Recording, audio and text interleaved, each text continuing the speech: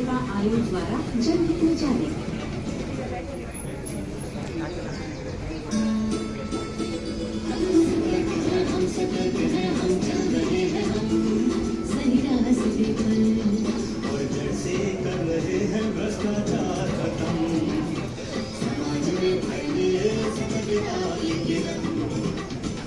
भ्रष्टाचार का विरोध करें, राष्ट्र के प्रति समर्पित रहे। केंद्रीय स्वतंत्रता आयोग द्वारा जनहित में जारी।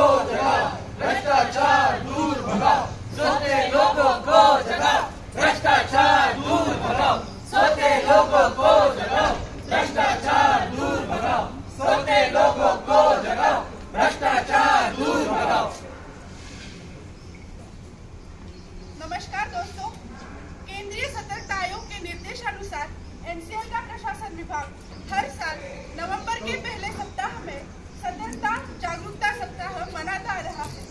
इस सप्ताह का उद्देश्य लोगों में भ्रष्टाचार विरुद्ध जनजागृति फैलाना है। इसी उद्देश्य को लेकर हम सभी ने आज आपके सामने एक नुक्कड़ नाटक प्रस्तुत करने जा रहे हैं। मैं आशा करती हूँ कि इस नुक्कड़ नाटक से आप सभी जरूर एक सीख लेकर जाएंगे और इस नुक्कड़ नाटक को इतने प्रचंड प्रतिशत के साथ देखने के लिए आप सभी का सहर्ष स्वागत। हम सतर्क, प्रदेश सतर्क, हम सतर्क, प्रदेश सतर्क, हम जागरूक, प्रदेश जागरूक, हम जागरूक, प्रदेश जागरूक, हम सतर्क, प्रदेश सतर्क, हम जागरूक, प्रदेश जागरूक, हम सतर्क, प्रदेश सतर्क, हम जागरूक, प्रदेश जागरूक।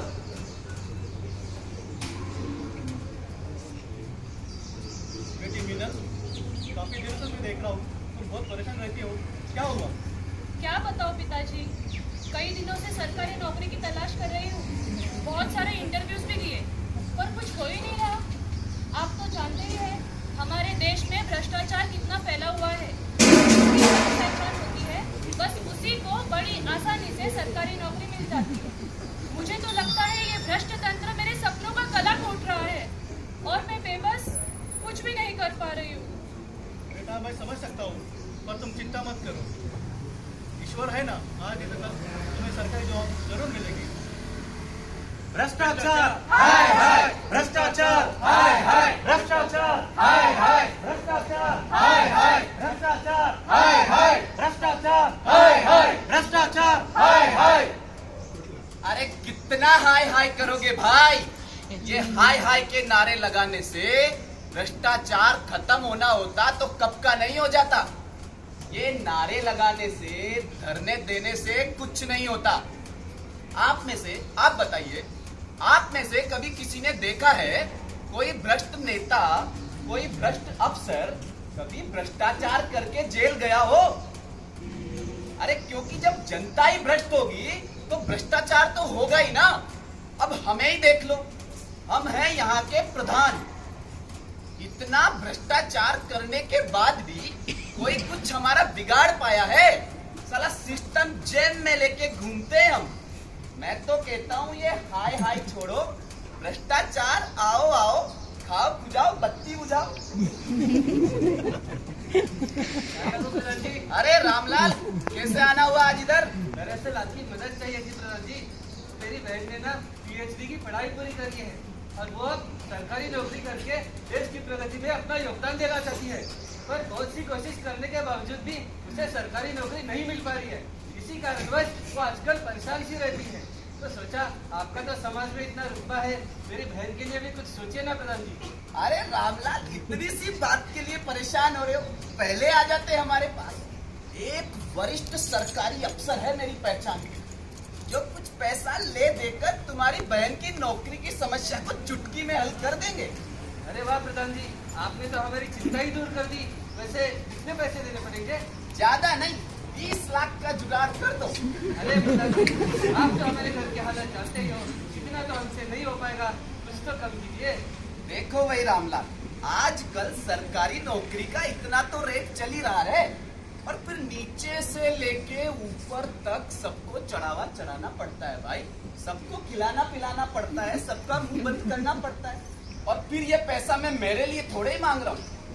एक बार तुम्हारी बहन की नौकरी लग गई तो 1-2 साल में इतना तो कमाई लेगी ऊपर की कमाई से।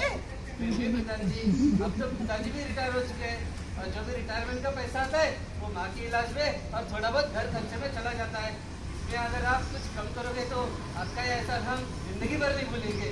देखो भाई रामलाल, तुम हो अपने घर के आदमी, तुम्हारे लिए ज्यादा से ज्यादा 2-3 लाख कम करने की बात कर सकता हूँ मैं उस अफसर से। इससे ज्यादा मैं कुछ नहीं कर सकता।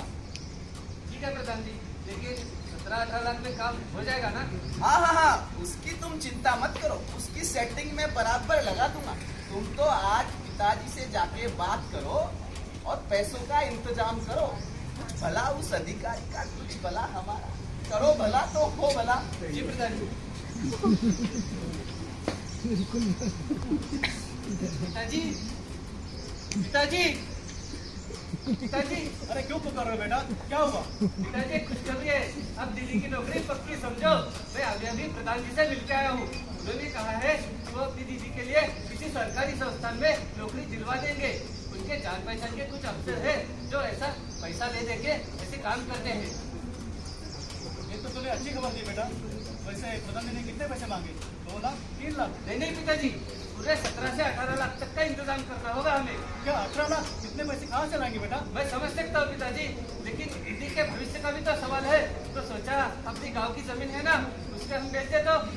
ठीक है बेटा, इस बारे में जरूर सोचूंगा। जी पिताजी।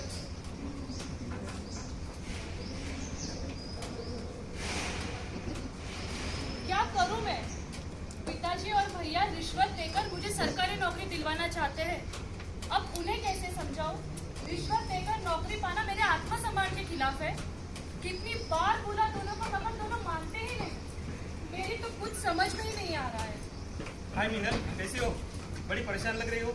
अरे श्याम और मोहन, अच्छा हो गया तुम लोग आ गए। अब तुम ही मेरी मदद करो।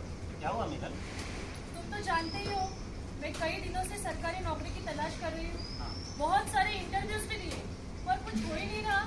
तो पिताजी और भैया किसी प्रधान जी को मिलने गए थे और उन्होंने कहा है 18 लाख रुपए भरने पर सरकारी नौकरी बड़ी आसानी से मिल जाएगी। ये तो बड़ी अच्छी खबर है मीनल। तुम्हारा सरकारी नौकरी का ख्वाब पूरा हो रहा है, तुम टेंशन ले रहे हो। मुझे बताओ, इस सिस्टम में बिना रिश्वत दिए कोई काम होता है भला? स्कूल के एडमिशन के लिए रिश्वत, कॉलेज एडमिशन के लिए, यहाँ तक कि अस्पताल में एडमिशन के लिए भी यहाँ रिश्वत देनी पड़ती है। इस मामले में सभी नंगे हैं। मैं तो कहता हूँ रिश्वत दे दो और ये नौकरी ले लो। लेकिन शाह, मुझे रिश्वत देकर नौकरी नहीं चाहिए। ये मेरे उसूलों के खिलाफ है। ये सब किताबी बातें हैं मीनल। राजा हरिश्चंद्र बन के यहाँ किसी का भला नहीं हुआ है। मैं तो कहता हूँ ये नौकरी तुम ले लो। अरे बस बस श्याम, अपनी भ्रष्टाचार की एक्सप्रेस को थोड़ा रोक लगाओ, कहीं एक्सीडेंट ना हो जाए। मुझे देखो, तुम्हारी ये सोच कुछ रास नहीं आ रही। अगर हमें देश को बदलना है तो पहले हमें हमारी सोच को बदलना होगा। हम ही भ्रष्टाचार की शुरुआत करते हैं और दोष सरकार को देते हैं। हम ही सिग्नल तोड़ते हैं और 50-100 रुपए देकर फाइन देने से बचने के लिए छूटने की कोशिश करते हैं। हमें एडमिशन चाहिए होता है, हम डोनेशन देने की कोशिश करते हैं। हमें टैक्स बचाना होता है, झूठे डॉक्यूमेंट्स बनवाते हैं। ऐसे कितने सारे उदाहरण हैं। लेकिन अभी धीरे धीरे बदलाव आ रहा है। क्या तुम अखबार नहीं पढ़ते? इतने ही भ्रष्ट अधिकारी और सरकारी अधिकारी को जेल हो रही है। और मैं मानता हूँ कि इस सिस्टम में कुछ गलत लोग हैं, कुछ भ्रष्ट लोग हैं, लेकिन कुछ अच्छे लोग भी हैं जो ईमानदारी से अपना काम कर रहे हैं। भ्रष्टाचार के विरोध से लड़ने के लिए सरकार ने काफी सारी यंत्रणाएं बना के रखी है, लेकिन जिनकी हमें ठीक से जानकारी नहीं है। मोहन, क्या तुम किसी को जानते हो जो हमें इस भ्रष्टाचार से लड़ने में मदद कर सकता है? हाँ मीनल, केंद्रीय सतर्कता आयोग के एक वरिष्ठ अधिकारी मेरे पहचान के हैं। शायद वो हमारी समस्या का हल निकाल के दें। चलो हम सब जाके उनसे मिलते हैं। क्या तुम भी चलो? हाँ हाँ चलो, मैं भी देखो क्या हल निकलता है। चलो।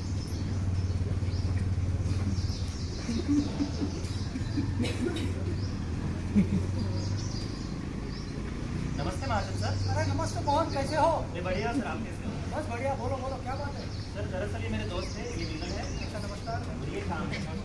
सर हम आपसे कुछ गाइडेंस पाना चाहते हैं। हाँ बोलो ना। सर बात यह है कि मीनल अपने बलबूते पे सरकारी नौकरी करना चाहती है, अच्छा, लेकिन उसके पिताजी और भाई को लगता है बिना रिश्वत दिए उसकी नौकरी नहीं लग सकती। इसलिए उन्होंने गांव के किसी प्रधान जी से बात की है और पैसे देकर देकर रिश्वत देकर इसे नौकरी लगवाने की गुजारिश की है, लेकिन मीनल को लगता है कि मुझे इस तरह की नौकरी नहीं चाहिए। वही शाम का कहना है अगर पैसे देकर रिश्वत देकर नौकरी लग रही है तो उसमें बुराई क्या है?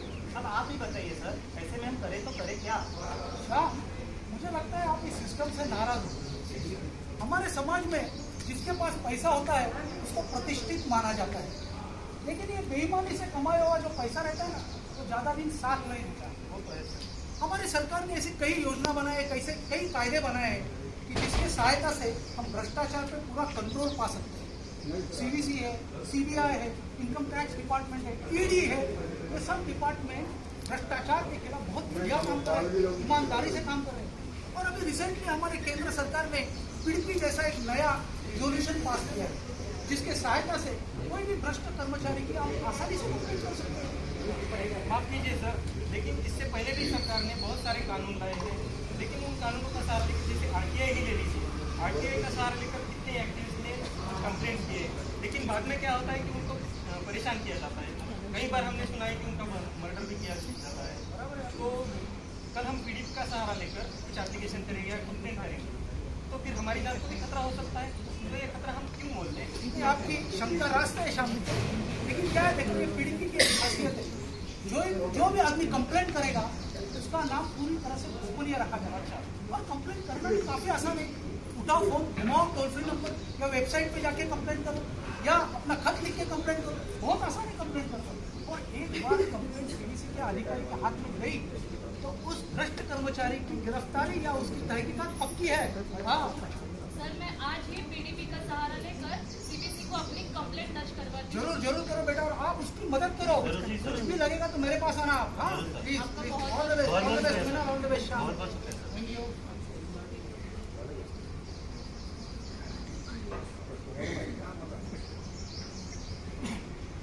अरे मोहन, तुमने ये न्यूज पढ़ी? कौन सी न्यूज शाम? मीनल ने जिस अधिकारी की कंप्लेंट की थी सीबीसी में, उस अधिकारी को आज गिरफ्तारी हो चुकी है और उस नेता की भी गिरफ्तारी हो चुकी है।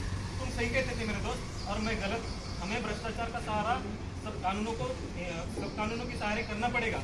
यही तो मैं कह रहा था शाम, भ्रष्टाचार के खिलाफ हमें ही मिलकर लड़ना होगा।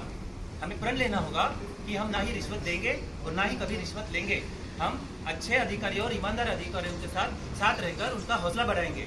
चलो, हम सतर्क, देश सतर्क, हम सतर्क, देश सतर्क, हम जागरूक, देश जागरूक, हम जागरूक, देश जागरूक, हम सतर्क, देश सतर्क, हम जागरूक, देश जागरूक। भ्रष्टाचारियों की एक ही दवाई, लगेगी हथकड़ी, होगी सुनवाई। बंद करो काली कमाई, बंद करो काली कमाई। तो देखा दोस्तों, किस प्रकार एक सतर्क व्यक्ति की सतर्कता से यहाँ पर दो भ्रष्टाचारियों को सजा हुई। एक भ्रष्ट नेता, एक भ्रष्ट अधिकारी।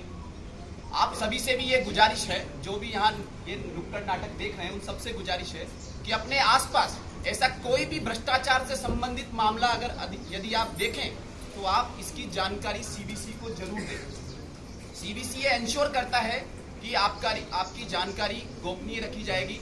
सीबीसी को कंप्लेंट करने के बहुत सारे तरीके हैं, उनमें से कुछ एक यहाँ रखे हुए जो स्टैंडीज हैं इन पर दिए हुए हैं।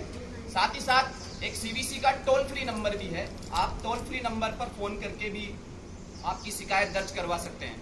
आप सभी मेरे साथ